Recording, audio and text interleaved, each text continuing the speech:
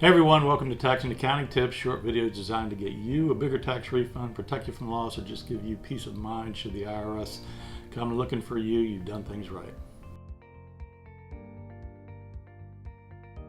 While death is a fact of life, it can be exceptionally hard for those left behind. To help the situation, your will serves as a caring instruction manual for your loved ones when they'd rather be not thinking about finances or your estate. A will outlines your wishes so nobody has to guess, and it helps to minimize disputes, especially among surviving family members. It's also a legal document that provides instructions on how assets are to be distributed, and you can name a guardian for any children who are minors. Typically, a will designates an executor who is charged with carrying out the provisions of the will. Now, you probably heard the term probate before. Probate is the process of legally passing assets to beneficiaries regardless of whether or not you have a will. Now, you're talking about going to court here when we talk about probate. Just know that probate may or may not be required for settling your estate. Think of it as a judge approving the change in ownership of your assets. So, as I said, the purpose of a will is to help ensure that your assets are distributed as you wish, and can also minimize the cost of probate. If you die without a will, then some of or all of your assets may be distributed by the courts according to the laws of your state. Unfortunately, the courts may not distribute assets as you would have desired. Also, having the courts decide on asset distribution can increase the cost of the probate process, which ultimately decreases the value of your estate. Now, as I said before, not all estates must go through the probate process. And if an estate does go through the process, it doesn't mean that all the assets have to go through the probate process. For instance, some types of assets enable you to designate the beneficiaries right on the legal documents, which avoids the probate process. These type of assets include retirement accounts such as pension plan, 401ks and IRAs, properly held in a living trust. Living trusts, by the way, are like fancy wills, where you designate a trustee as opposed to an executor in a will, who has the responsibility to do what the trust says to do after your death.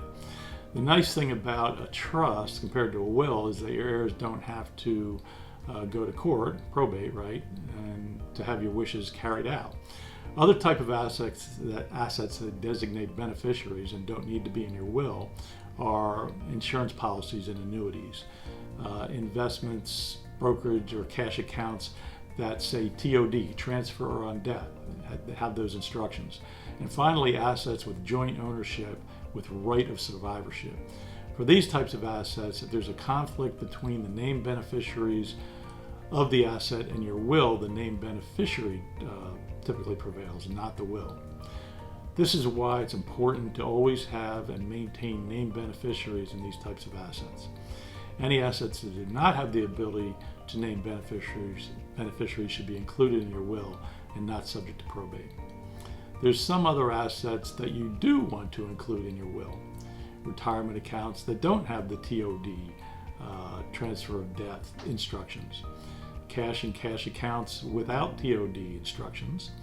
Real estate, personal property such as your car, jewelry, and so forth, and other assets held as tenancy in common.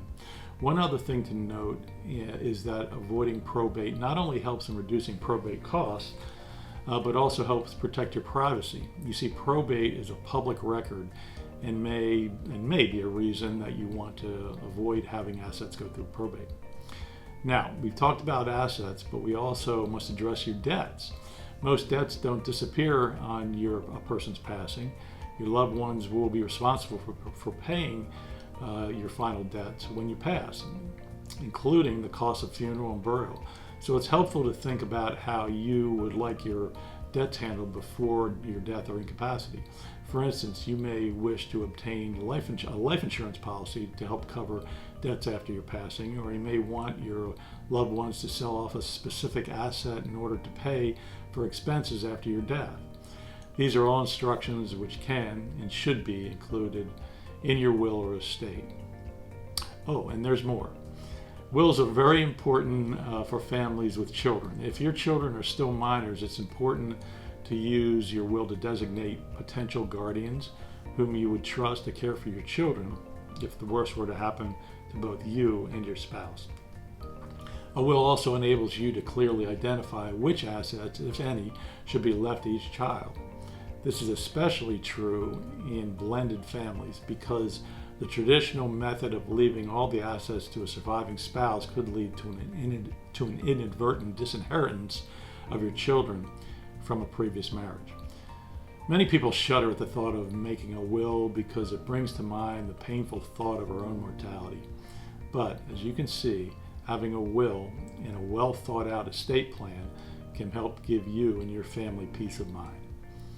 If you need any assistance with your estate planning, we're not estate planners, but we can help.